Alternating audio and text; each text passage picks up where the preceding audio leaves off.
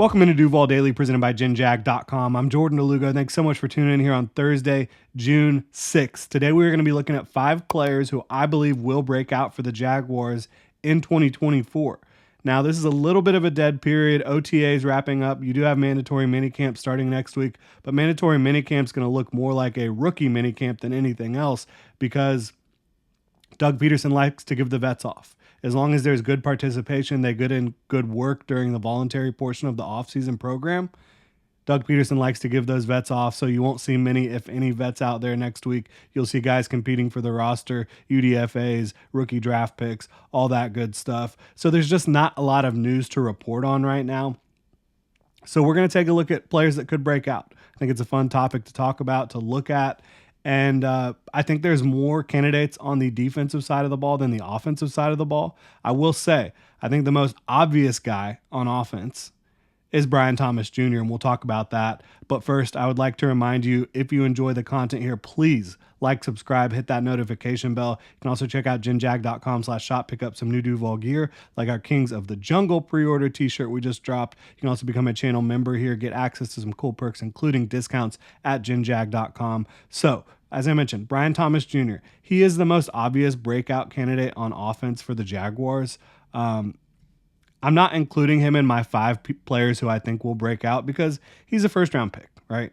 I do think he'll have an impressive year overall. There will be some ups and downs. He's going to have to play a little bit more physically. He's going to have to get used to the physicality of defenders at the NFL level. He's going to have to learn the Jaguars' full route tree if he wants to become that complete receiver. But I think he's going to get upwards of 700 yards, 7 touchdowns, something like that in his rookie year. I don't think he's going to shatter any rookie records. I don't think he's necessarily going to be putting up 100 catches and 1,000 yards. The Jaguars just have so many other pass catchers, veteran pass catchers, that have an established connection and chemistry with Trevor Lawrence.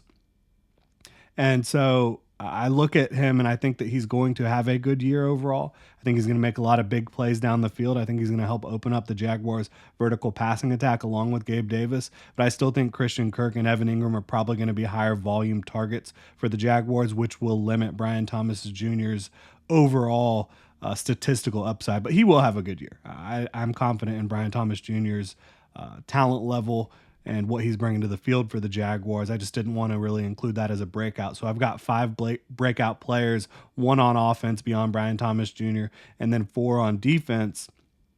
I think that when you look at this offensive team, the reason I just can't see many breakouts on the offensive side of the ball is because you've got established veterans at almost every spot, right?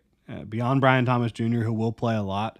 Christian Kirk has already broken out. Evan Ingram's broken out. Gabe Davis has broken out in his career. Anton Harrison's going into his 2nd year, but I would say he broke out as a rookie. Unbelievable in pass protection, going against some super talented edge rushers in the NFL last year.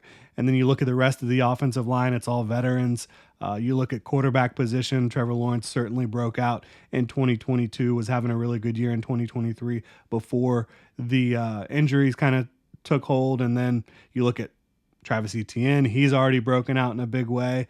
But the one player on offense here that I look at that I think will break out, not as a starter or a Pro Bowler or anything like that, but someone who's going to have a much better year, I think it's Tank Bigsby. The Jaguars are going to give running back Tank Bigsby, who was a 3rd-round pick for the team last year, every opportunity to kind of be that RB2, to be that guy that gives Travis Etienne a break. Like, Travis Etienne had way too many touches last year. And the offensive line needs to perform better for these running backs to kind of have a more efficient year. But Tank Bigsby, he was plagued with some really unlucky situations early on during his rookie year. But this is a talented running back. He has power. He has speed. He's a 4.4 40 type of guy at 215 pounds.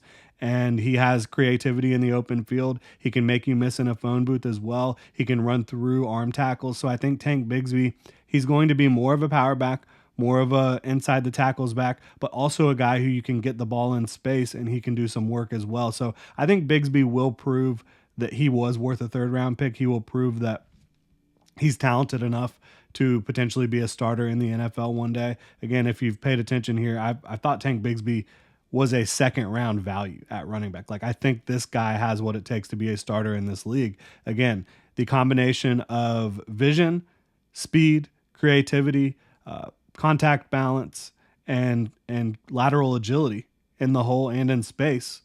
I think Bigsby's got what it takes. Now he needs to prove that he can get it done with his hands, catching the football out of the backfield. I don't know how much of a role the Jaguars will give him in that regard. It'll probably be minimal. I think when he's on the field, he's probably either going to be pass blocking, going out for routes, not getting it, or toting the rock. So we'll see how it plays out with Tank Bigsby, but I'm a believer in what he can do. And then flip into the defensive side of the ball. I've got 4 breakout candidates for the Jaguars. Start off with Jarian Jones. This is a player, 3rd-round pick this year for the Jacksonville Jaguars out of Florida State. He played a lot of coverage snaps at Florida State, and a guy that played outside prior to 2023, bumped inside to play nickel in 2023, and had a fantastic year for the Florida State Seminoles. He has great speed, great energy, play demeanor. His micro movements, just like he is able to adjust and react and mirror movements so well. And you've seen that on his tape in college. You saw that at the Shrine Bowl, and now you're seeing that in OTAs. He just moves differently. He has a different energy. He sees the game really well. And I think that he's going to be hard to keep off the field. I know the Jaguars brought in Darnell Savage. They also have 2 quality starting safeties. They say Darnell Savage is going to be able to compete for a nickel. I think Jones is going to be difficult to keep off the field. I think he's going to break out, and I think he's going to make plays once he gets out on the field, exactly how he did at Florida State, playing nickel for the Jaguars in 2024 and beyond. I think that was a great draft pick. I think that there's some people, including myself, lauded the pick, loved the pick, thought it was very good value at that point in the draft. And then there's others that didn't quite see that pick as a very good one. I think it's going to turn out to be very good. I really do. I think Jarian Jones is going to be a fan favorite in Duval. Now, next up is Devin Lloyd. It's kind of hard to say that Devin Lloyd hasn't broken out already when you talk about, 127 combined tackles in 2023, 7 pass breakups, 2 fumbles recovered. He's been a guy that's been able to get his hands on the football. He's forced turnovers throughout his young career, only 2 years in the league as a former 1st-round pick the Jaguars traded up for. But I think that you just find more consistency in Devin Lloyd in 2024. I think that he's able to attack downhill more in this Ryan Nielsen defense. I think they're going to use him in roles that suit his skill set a little bit more. I think that you've seen him come in and his body has transformed in a way compared to what he looked like as a rookie coming in here compared to now. It's night and day. He's gotten so much bigger and stronger, and I think that he's poised for a big year. This was a player I had ranked much higher than 27 overall, I believe, which is where the Jaguars drafted him, traded up to get him. I thought he should have been, a top 15 pick, even with the fact that, linebacker is a devalued position because he has so much versatility to his game. He's a player that can do a good job blitzing. He can do a good job rushing off the edge. You saw him do that at Utah. He creates turnovers. He finds the football. He doesn't miss a lot of tackles. He's got length, athleticism. I think Devin Lloyd breaks out for the Jaguars and has a season where, you've got some people that are on the Devin Lloyd bandwagon right now. You've got others that aren't so much, that kind of think he's not very good. Some people would rather see Chad Muma. I think Devin Lloyd kind of gets into a point this year where everyone's on the Devin Lloyd bandwagon and they're fired up to see him wearing black and teal. And then you look at a guy like Antonio Johnson, who was a rookie last year, who somehow fell to the 3rd day of the draft. A guy I thought should have squarely been a day 2 player without question. Fell to the 5th round, I believe it was last year, for the Jacksonville Jaguars, and then they scooped him up at safety. As a rookie, he got on the field playing some big nickel situations, playing against the run. I think that he's coming in to be Rayshawn Jenkins' replacement this year. I thought as soon as he stepped on the practice field last year, I was like, yeah, this is definitely going to be Rayshawn Jenkins last year. Even though Rayshawn, he's a playmaker, a guy that brings great energy. He's a leader out there. He wasn't super consistent. I just could tell this guy has it. Antonio Johnson has it. He's going to be a starter for the Jaguars long term.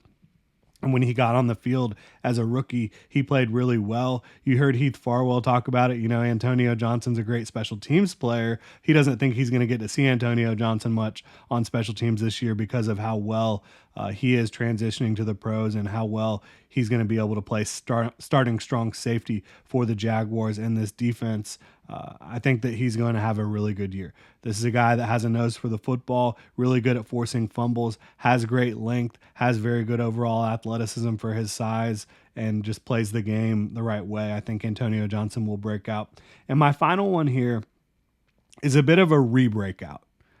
I think Devon Hamilton is going to remind folks just how good he was before he had the back issue, the health scare last preseason. Because in 2022, he especially down the stretch, he was playing lights out football. He has always been a very good run defender, very stout at the point of attack.